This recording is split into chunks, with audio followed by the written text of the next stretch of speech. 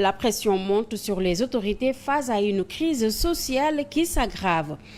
Les spécialistes en formation haussent le ton. L'intersyndicale exige de meilleures conditions, un emploi du temps écrasant, aucun statut clair et des congés sans indemnité. Les travailleurs dénoncent des conditions de travail indignes et appellent les autorités à agir. Malgré l'interdiction préfectorale, une manifestation pacifique s'organise. Le mécontentement gagne du terrain au sein des secteurs concernés.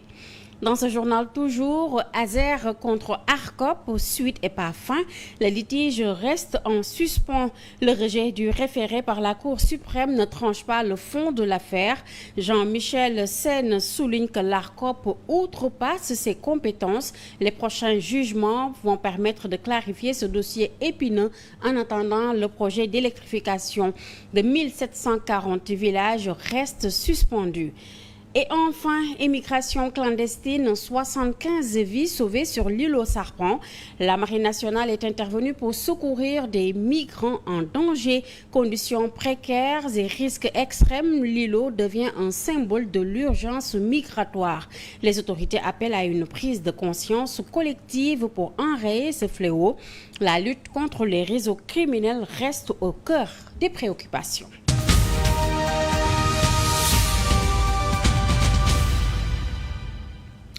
Merci de votre fidélité et bienvenue dans cette édition. Sitting des travailleurs de la Poste ce vendredi pour dénoncer une situation de précarité devenue insoutenable. Ces travailleurs cumulent 2 mois d'arriérés de salaire, une situation qui les empêche de subvenir à leurs besoins essentiels. Face à cette crise, les postiers exigent des solutions rapides, faute de quoi ils menacent d'organiser une marche dans les prochains jours, suivant ce compte-rendu de Djibril Diallo et Omar Meng. Arborant des brassards rouges, les travailleurs de la Poste ont bloqué pendant 3 heures l'entrée de leur direction générale ce vendredi pour manifester leur colère. Une colère qui découle de la situation qu'ils traversent. Ces postiers courent derrière 2 mois de salaire, une situation intenable pour ces pères et ces mères de famille. Beaucoup de travailleurs aujourd'hui vivent en permanence l'angoisse, l'anxiété, le stress, la désolation. Beaucoup de travailleurs aujourd'hui luttent ardemment pour préserver leur dignité parce que quotidiennement, ils sont interpellés par leurs bailleurs pour défaut de paiement de location. La situation sociale à la Poste est dramatique, déplore le secrétaire général qui interpelle les autorités étatiques, au premier rang desquelles le président de la République qui, selon lui, connaît bien leurs difficultés. Monsieur le président de la République, si vous me voyez, certainement vous me reconnaîtrez. Nous avons partagé des moments de lutte parce que vous étiez venu nous apporter votre solidarité en tant que secrétaire général du syndicat des agents des impôts et domaines. Contrairement à certains qui estiment que la Poste n'est pas dans l'air du temps, que c'est une entreprise archaïque dont les problèmes relèvent de l'avènement des nouvelles technologies de l'information et de la communication, pour les travailleurs, leur problème est la conséquence d'une mauvaise gestion. Le problème de la Poste est relative à une malgouvernance accrue. Mais les travailleurs que nous sommes, qui n'ont absolument rien à voir en termes de responsabilité, sont en train de souffrir et injustement. La Poste compte plus de 3000 travailleurs, des travailleurs qui exigent en plus le paiement de leur salaire, un plan de restructuration de leur entreprise pour enfin trouver des solutions à leurs problèmes, sans quoi ils comptent mener d'autres actions dans les prochaines semaines. Autre mouvement, celui de l'intersyndicale des spécialistes en formation qui hausse le ton pour réclamer de meilleures conditions de travail.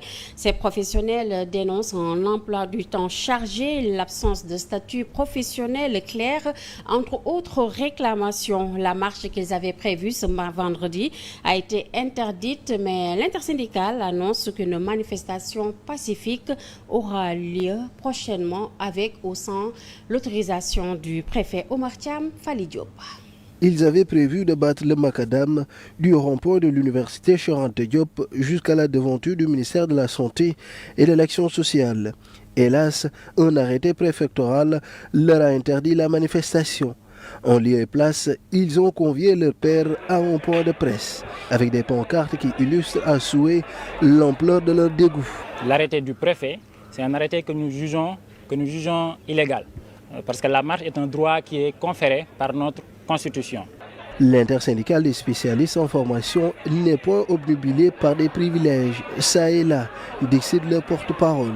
Ils auraient pu se contenter de la circulaire du ministère de tutelle visant l'augmentation des indemnités journalières. Que nenni, leurs conditions prévaut sur tout le reste. Cette circulaire constitue plutôt une déclaration d'intention que quelque chose d'effectif. Nous l'appelons à faire le suivi effectif et ferme, qu'en dehors du statut, nous avons d'autres points de revendication.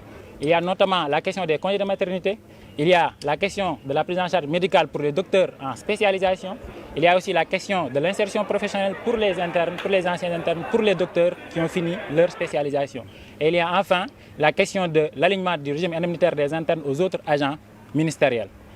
Nous profitons de cette occasion pour interpeller encore une fois le ministère de l'Enseignement supérieur et de la Recherche, pour interpeller la primature, pour interpeller le président de la République. Les spécialistes en formation ne comptent pas de sitôt arrêter leur grève si des efforts ne sont pas consentis par les autorités compétentes. Ces dernières sont averties. L'intersyndicale ambitionne de tenir une marche pacifique avec ou sans un préavis favorable du préfet.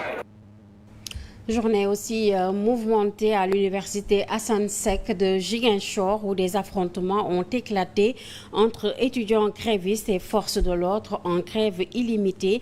Et les étudiants ont bloqué les voies d'accès au campus, paralysant toutes les activités. Selon la RFM, plusieurs véhicules de l'administration rectorale ont été immobilisés et des blessés graves signalés parmi les étudiants. Ces derniers réclament de meilleures conditions d'études, une prise en charge sociale améliorée et le respect des engagements pris par le ministre de l'Enseignement supérieur, notamment l'ouverture des campus pédagogiques et sociaux. Ailleurs, l'université Ibrahim El Hadji Ibrahima Niasse est en pleine crise. Les agents administratifs dénoncent des licenciements abusifs qu'ils attribuent aux autorités universitaires. Déplorant cette situation, ils appellent l'État à intervenir pour trouver une solution durable et équitable. On a eu à adresser des lettres de grâce à l'endroit du directeur général, M. Jean-Guillaume Dingou. On n'a pas en quelque sorte reçu une réponse favorable. Maintenant, nous voulons passer aux étapes supérieures, alerter un message d'alerte au président de la République, son Excellence M. Bassirou Diomaye Faye, au Premier ministre Ousmane Sonko, ainsi qu'au ministre Abdourahmane Diouf, de parler et de prendre des informations par rapport sur le contenu des licenciements de certains agents. Ça fait 2 mois. Maintenant, on est en retard, on ne perçoit pas nos salaires et c'est très difficile vu la conjoncture socio-économique de ce pays. Nous sommes des pères de famille, voilà, des soutiens de famille, voilà, et nous avons nos enfants à entreprendre dans leurs études et nos femmes également. Vraiment, nous voulons à ce que ce message soit attribué à la population sénégalaise, mais également au président de la République et aux autorités concernées. L'ANAQ Sup a présenté le 19 novembre dernier un rapport d'audit complet sur les établissements publics et privés de formation en sciences de la santé. Cette mission, qui s'est déroulée près d'1 an, a permis d'établir un état des lieux du système de formation en santé publique. Le rapport met en lumière de nombreuses carences qui impactent négativement le système de santé du pays. Seuls 73 établissements parmi les 136 écoles de formation en sciences de la santé du pays détiennent une autorisation d'ouverture, soit pratiquement la moitié des établissements répertoriés dans l'étendue du territoire national. Voilà les chiffres inquiétants relevés par le rapport d'audit des établissements de formation en sciences de santé effectué par le secrétariat général de l'ANAQ Sup. Selon les 47 experts qui ont mené cet outil exhaustif, la carence de ces documents, qui sont normalement obligatoires, n'a pas empêché ces établissements de fonctionner, ce qui selon eux relève d'une anomalie notable.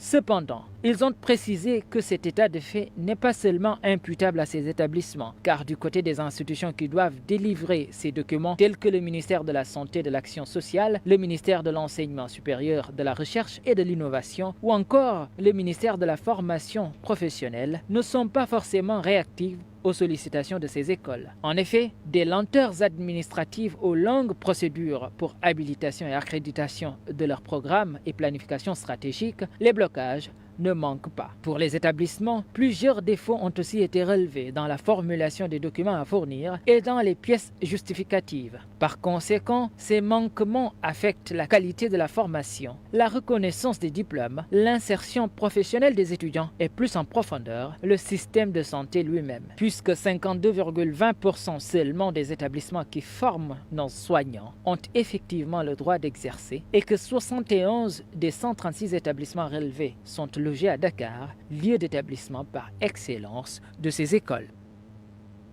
Seydina Ousmane Bah, dans l'actualité judiciaire, la Cour suprême a rejeté le recours de l'Agence sénégalaise d'électrification rurale ASER visant à annuler la suspension décidée par l'autorité de régulation des commandes publiques ARCOP concernant le projet d'électrification de 1740 villages. Le projet reste suspendu en attendant les conclusions de l'enquête de l'ARCOP sur les présumées irrégularités qui entourent ce marché. Le contrat signé à la suite d'une renégociation menée sous l'égide du nouveau directeur général de l'Agence sénégalaise d'électrification rurale Jean-Michel Sène avec les dirigeants de l'entreprise espagnole AE Power EPC continue toujours de faire couler beaucoup d'encre et de salive, même si le Premier ministre Ousmane Sonko avait pressé en faveur du directeur général de l'ASER, mais l'autorité de régulation de la commande publique avait tout de même suspendu le projet d'électrification de 1740 villages. Une décision de l'ARCOP qui fait suite à des dénonciations d'irrégularités présumées dans la gestion du projet, notamment la plainte déposée par l'entreprise sénégalaise AE Power Sénégal, écartée du projet qui accuse l'ASER de violation des lois sur l'attribution des marchés publics. L'ARCOP explique sa décision à cause surtout de l'incapacité du nouveau directeur à fournir les documents exigés après une demande d'explication de l'ARCOP à propos du différend qui l'oppose à l'AE Power Sénégal. Suite à la suspension, l'AGER avait saisi la Cour suprême pour annuler cette décision de l'ARCOP, mais en vain, car la plainte sera rejetée et la suspension du projet de 91 milliards maintenue. Le recours dans le fond sera étudié dans les prochaines semaines, mais d'ici là, l'ARCOP semble décidée à effectuer des enquêtes et investigations pour tirer au clair les présumées violations commises dans la signature de ce contrat. Et puis, le directeur général de l'ASER, Jean-Michel Sène, précise que la Cour suprême n'a pas encore statué sur le fond dans l'affaire opposant l'ASER à l'ARCOP. Il indique que le rejet concerne un référé d'urgence et non le recours principal. Jean-Michel Sène espère une clarification des compétences de l'ARCOP, estimant que celle-ci ne devrait pas intervenir dans les marchés déjà en exécution. En bref, toujours justice, le dossier Moustapha Diakhaté est désormais entre les mains du procureur de la République. L'ancien président du groupe parlementaire Benno Bokk Yakaar est accusé de propos jugés dangereux pour la sécurité publique et susceptibles de provoquer des troubles politiques graves. Il a déjà signé le procès-verbal de son audition. Une décision sur son sort devrait être prise prochainement. Dans le secteur foncier, un juriste immobilier, Ndiaga Mboup, appelle à une réforme des lois obsolètes qui régissent ce domaine.